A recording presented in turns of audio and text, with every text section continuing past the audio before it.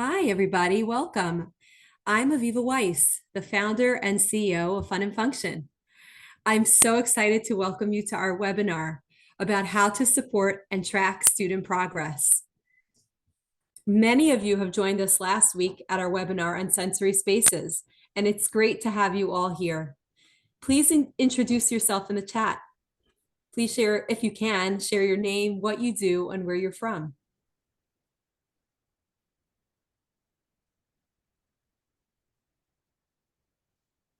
Welcome, everybody. Thank you. Hey, Lisa from Virginia, Julie, Mary, Sandra, Megan, Tammy. I can't read so fast. Dana, SLP from somewhere. Wow, so cool to see all of you. Thank you for joining. Jenny, Kathy, Barbara, Heather, so many different places. Thank you. Thank you so much. We're from so many different places, but we're all attuned to supporting our students and identifying what's most effective, whether your role is a special ed director, a principal, a social worker, early childhood coordinator, or OT, or anybody who wants to support your students, really. In a moment, we'll discuss how to implement sensory-based interventions and measure the outcomes. During the presentation, we'll have a few quick polls so you can share your thoughts and your feedback. Then we'll take your questions, which are so important to us. Before we end, we'll post a survey link in the chat. Everybody who responds will be entered to win a $100 gift card. Let's get started. It is my absolute pleasure to introduce my colleague, Rivkie Berger. Rivkie is an occupational therapist with experience in a range of school environments. She's developed very creative solutions for challenging behaviors, and she's everybody's favorite sensory coach, including mine. I'm delighted to give you the opportunity to learn new strategies from Rivkie. Rivkie, take it away. Hi, thank you, Aviva. Welcome, everyone. I'd like to start with what brings you here today. Some of you asked us, how do I know which intervention helps a particular student in class? And how can I measure and track whether that intervention is effective? Well, these are great questions. Let's take a quick poll. Is it hard to tell which intervention is helping a student? Let's see. Okay, I see the answers coming in. Oh, wow. Okay. So I see that, well, the answer is still coming in. Okay, all of you answered. Wonderful. So I see that 70% of you say that it's sometimes hard to tell which intervention is helping a student, and 28% of you say absolutely yes. Only 1% of you answered no, which means a lot of you are seeking help with how to tell what intervention is helping a student.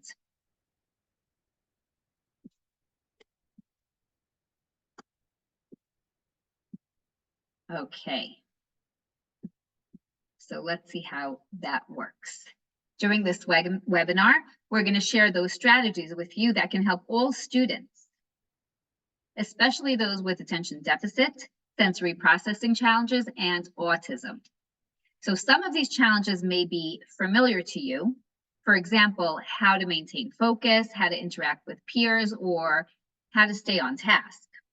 Now, please take a moment to share your challenges in the chat, and I'll call some of them out.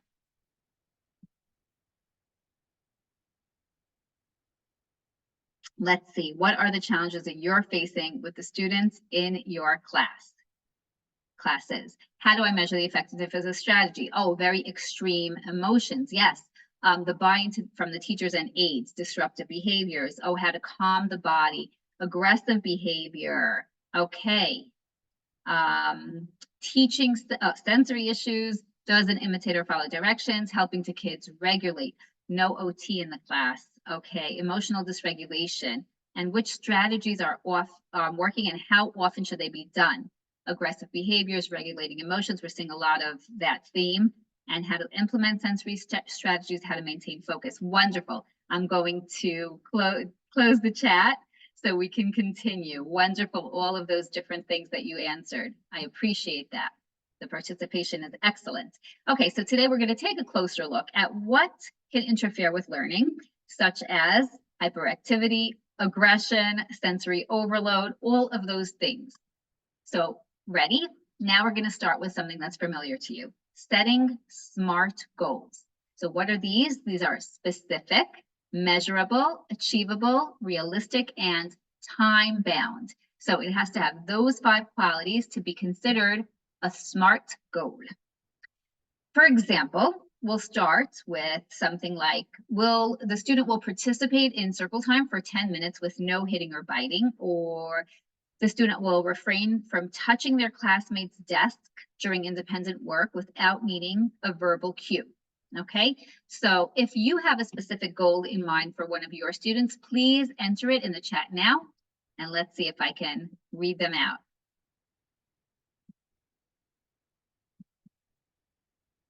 Let's give you a few moments to think about those goals that you want for your students.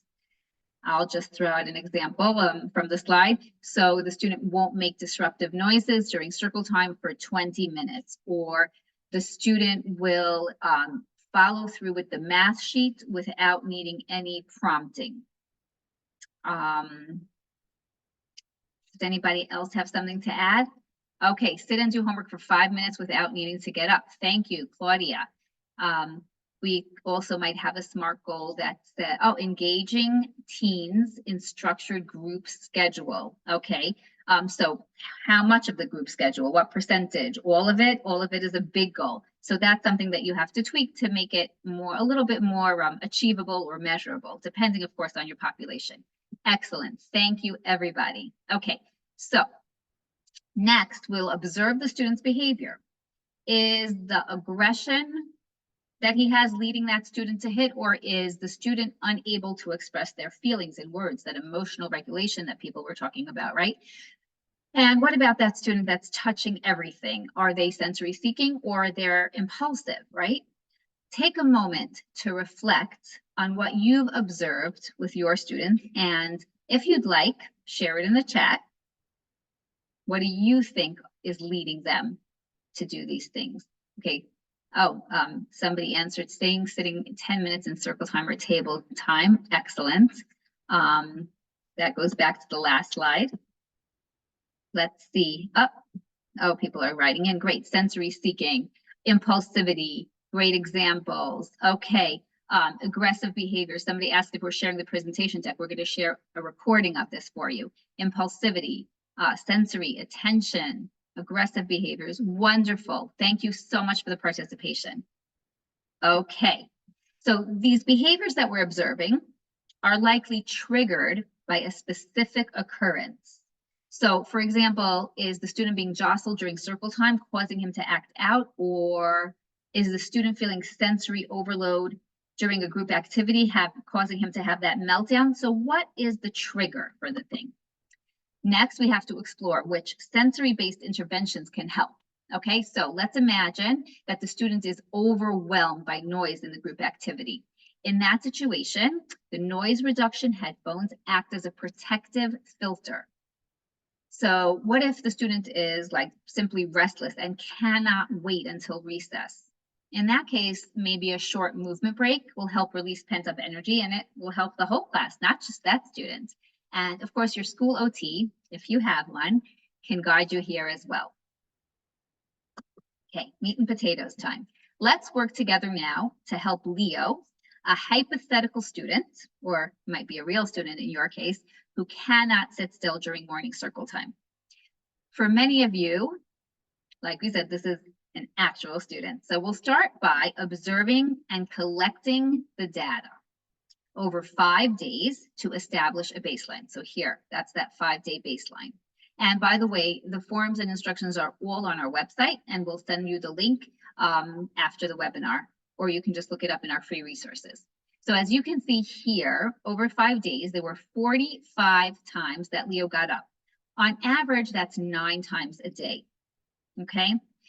The teacher and the OT set a goal of 20% reduction in his behavior, and that meant that Leo would get up no more than 7 times on average. Now, what type of sensory input do you think will help Leo reach this goal?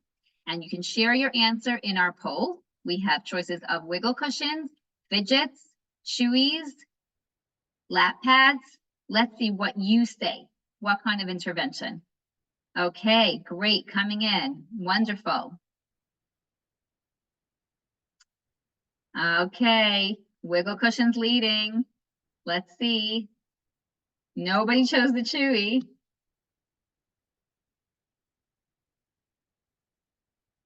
Excellent. Okay, so let's close the poll because we've got 53 on the wiggle cushion, 39 on the weighted lap pad, 8% on the fidget, and 0 on the chewy.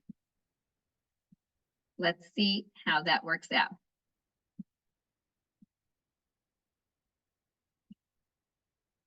Okay, so now let's see what actually helped Leo. Using our sensory intervention tracking form, we'll observe his behavior and what that possible trigger is. In this case, as soon as the teacher stops the group singing, Leo completely loses interest and gets up and wanders around the room. At first, he's given that wiggle cushion that everybody liked to help him move in place. But Leo plays with the cushion instead of wiggling on it. Next, the teacher consults with the school OT, who recommends deep pressure in the form of a weighted lap pad to ground him. What happened? Let's see. Leo became calmer and his eye contact also improved, okay? But will that weighted lap pad help achieve that 20% reduction that we want for his goal? To measure this, let's go back to the data collection form, okay? So now that Leo is using the weighted lap pad during circle time, we need to observe his behavior for 10 days and monitor any changes. As you can see from the bottom grid, Leo is getting up, but he's averaging only 5 times a day instead of 9, exceeding our goal of that 20% reduction in behavior. So now that Leo is able to sit for longer periods of time, we can address some other behavior challenges using this same process. For example, if Leo bites when he's frustrated, you would observe and collect data over the 5 days and establish that baseline and set a goal. Are you aiming to reduce the behavior by 10%, 15%, 20%? The percent differs by student or by situation. And then you would implement that sensory-based intervention, such as maybe a chewy or fidget, which was one of our 2 choices in the beginning. But good for you guys, you weren't fooled. You knew he needed something else. Monitor the progress for 10 days and measure the results against your goal and see what happens. If there isn't sufficient progress, then adjust that intervention and repeat the steps until you hit on the right thing. Now, let's look at how a sensory diet tool can provide insights for class behavior that is off track. So like the whole class. So imagine you are a sensory detective and you're looking for clues. Why does the class have so much trouble settling down at the beginning of the day? Are the lights too bright? Or are they distracted by the hallway noise? Using the sensory diet form, you can identify the pain points during the day and which sensory-based interventions can help. For example, here, the teacher experiments with dimming the lights and having soothing music to calm the students, okay?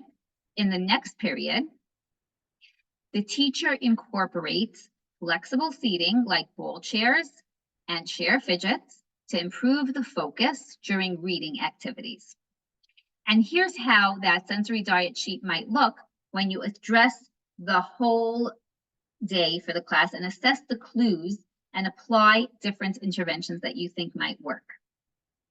Okay, so in addition, the tracking tools that helped quantify Leo's progress can also be applied to your entire class.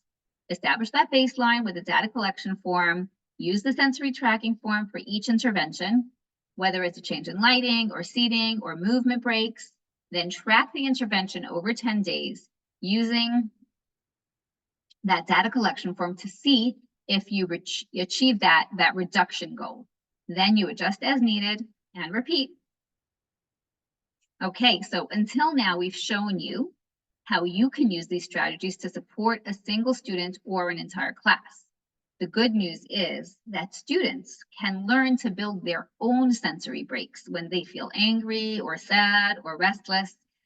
So you can use this cutout chart and many of our other resources on our website to achieve this. Okay, so to summarize, these are the key points. Start with identifying the challenges and setting SMART goals. Use the forms we've shared to establish a baseline and identify the possible triggers. Then introduce a sensory intervention and track whether the tool or activity is helping the students improve.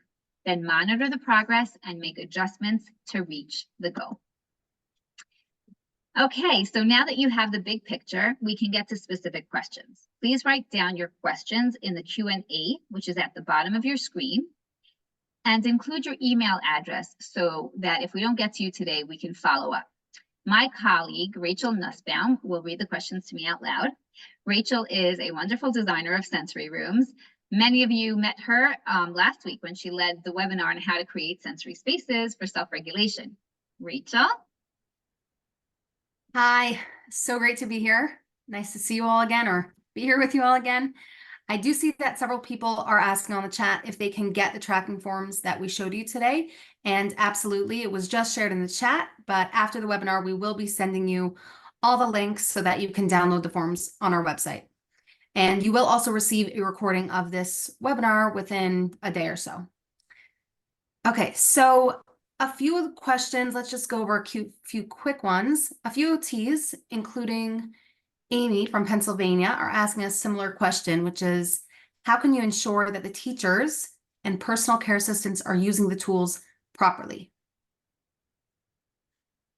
Okay, I'm really glad you asked that. So we are big believers in training and education, and you can access our video library and online courses at any time.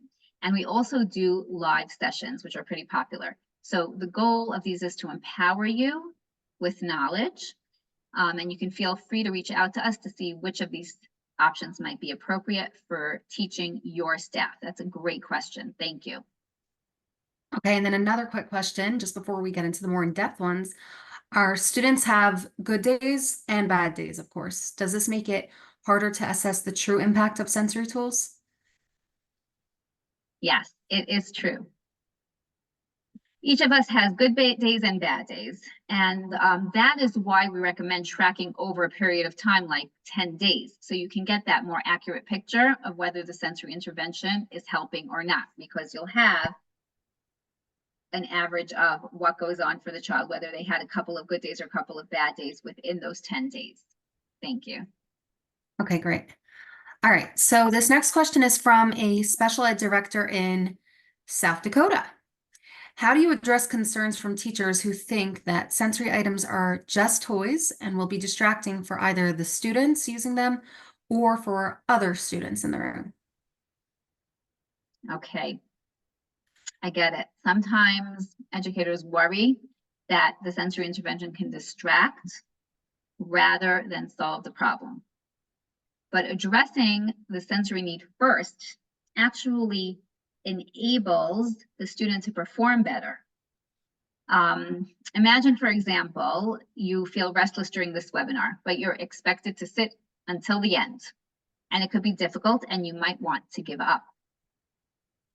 But what if I gave you a tactile pillow or a gel fidget, right? You could probably release some of that energy and stay on task. So that's how the sensory interventions help the students. But regarding the concern about the impact of the rest of the class, so usually when that disruptive student is able to settle down and self-regulate, it actually helps the rest of the class stay on task also. And I would also recommend that teachers demonstrate 1 or 2 sensory tools to the entire class so that students understand the purpose and feel included in the solution for the student. Thanks. Okay, great. All right, Rivkie. So this next question is from Kristen, a school counselor in North Carolina. Do we give students choices on how they want to calm down, or is this determined by the situation at hand? Okay, good question. Good question.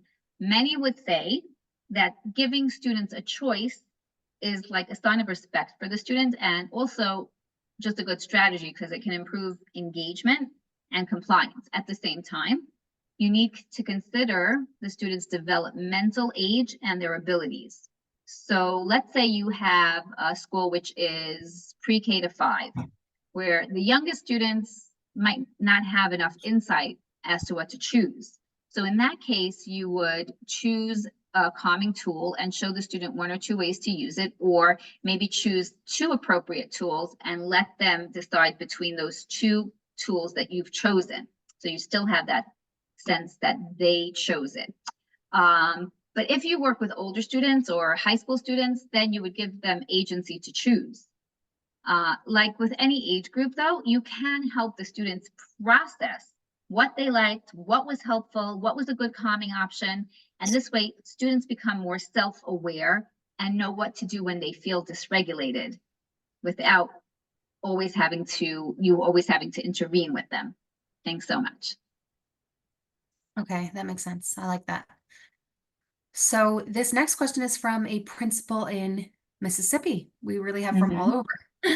I would like practical strategies to use with nonverbal autistic students who appear overstimulated, require deep pressure, act aggressively, and also self-injure.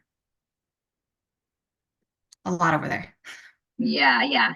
This question touches on a number of significant challenges. But I like that you mentioned deep pressure in your question, which means that you're already thinking about the solution because deep pressure is an excellent calming solution, like a hug.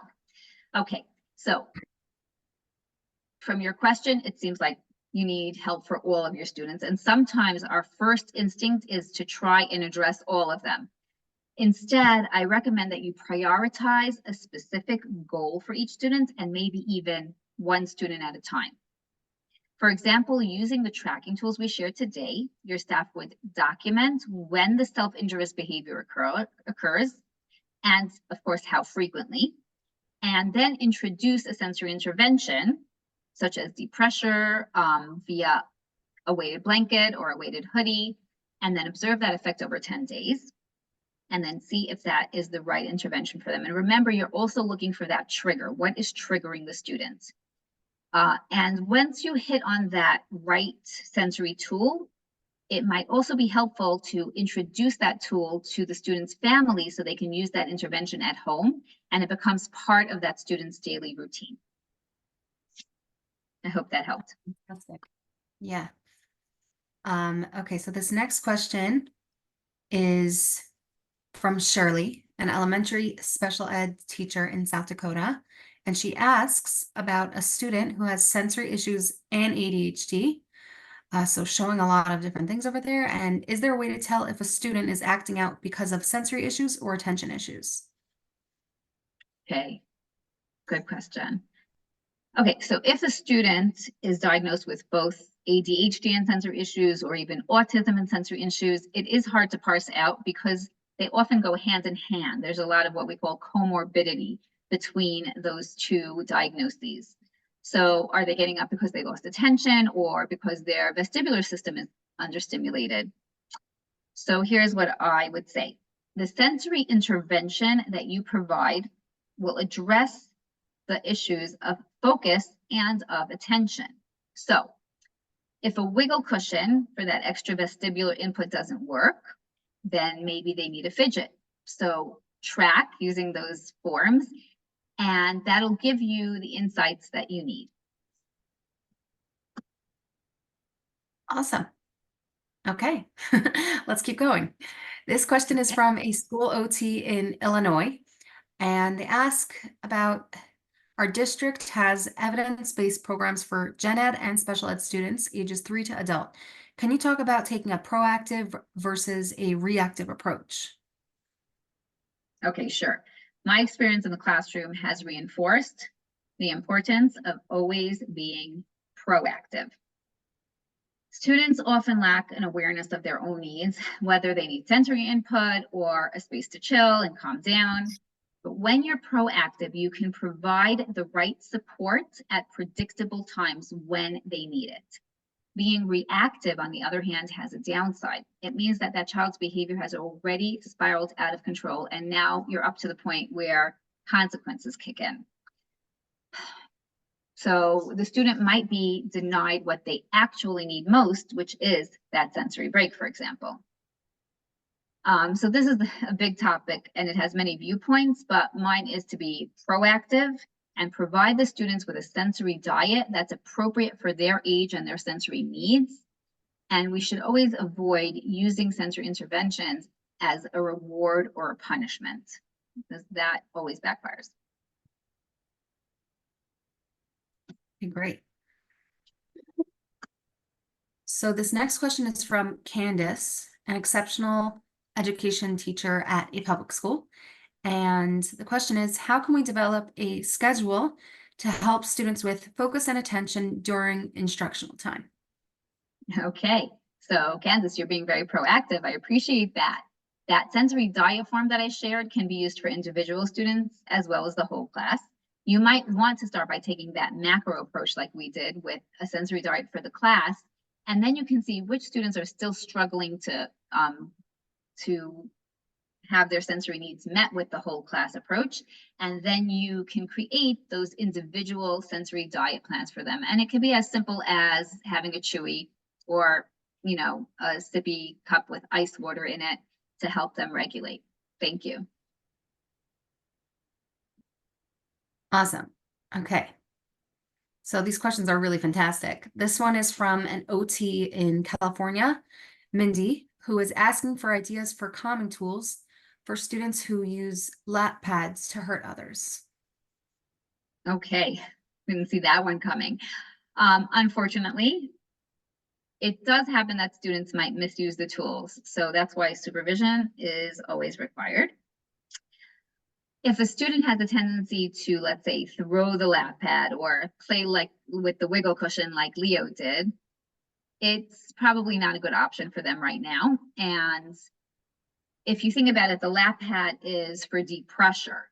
So think about other ways to give deep pressure to that student. That could be in the form of a weighted compression vest or a sensory sack that provides that calming resistance, or if you have the option to have a raindrop compression swing. So all of these provide other ways to give that student calming deep pressure. And if you need some other ideas, please feel free to reach out to us after the webinar. Okay, this question is from a community education coordinator from Texas. What are some must-haves for sensory spaces? Okay, that's a great question, and we get that question very often. In fact, that's what inspired us to create break boxes and sensory kits.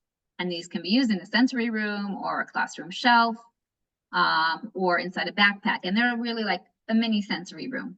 So you have every type of input in that kit, like a weighted compression in the form of a vest, or items for movement and resistance like that sensory sack that I mentioned, the body sock, the wiggle cushion that we've spoken about for gentle movement, tactile sensory tools like the putty, or that thing that I was recommending you use, the gel fidget and the tactile cushion. And we even have options for sound filters, noise canceling headphones.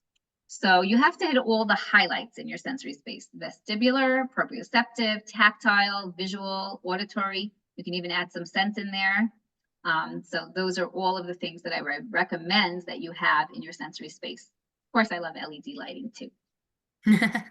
As do I. Okay, so it is getting late. We'll take about 1 or 2 more questions now, and we will definitely get in touch. There's so many good questions coming in after the webinar if we didn't get to your specific question. So here is the question, Rivkie. An OT from a New York City public school asks, what are some sensory activities and tools that we can integrate within the class schedule and routine? Okay, thanks for raising this question. So during the presentation, I showed a sensory diet form with some activities. And in addition, on our website, we have this great booklet you can download. It's called Take a Break Activity Guide, and it has short 10-minute activities that you can use to help restless students refocus without even leaving the classroom. And we'll make sure to send a link to all of you by email. But if you think about it, you can just do a short jazzercise or yoga in the classroom, or even just chair push-ups. I love those to help refocus the class as well. Okay. And Rivkie, I can't resist this one last question. And it's a short one. But Rivkie, what are other webinar topics that you will cover this year? Okay, we're still working on that. But I'm totally open to hearing suggestions. I am part of a larger team of OTs and educators at Fun and Function, and we collaborate on programming. So we'd always love to hear from your ideas and what's important to you. And on that note, I will ask Aviva to tell you about our $500 reward program and also our gift card before we close today's webinar. Aviva? Unmute. There we go. That's helpful. Thank you. Appreciate it. Thank you all for coming. And thank you, Rivkie, for your excellent presentation and answering everybody's questions, or a lot of questions. We would like to thank you all for joining us today. To help expand your resources, we have a new program with a $500 reward that can be applied toward a sensory space. The details will be sent to you by email. If you have any other questions or challenges, we'd love to help. Please contact your account manager at Fun and Function or email webinars@funandfunction.com. Before we end the conference, please tell us how we did today. Please click on the link in the chat and answer one simple question. Thank you. Your feedback is really, really important to us, and you'll also be entered to win $100. Thank you for sharing your feedback. As always, we're always here to support you and help improve student outcomes. That's why we exist. Thank you all.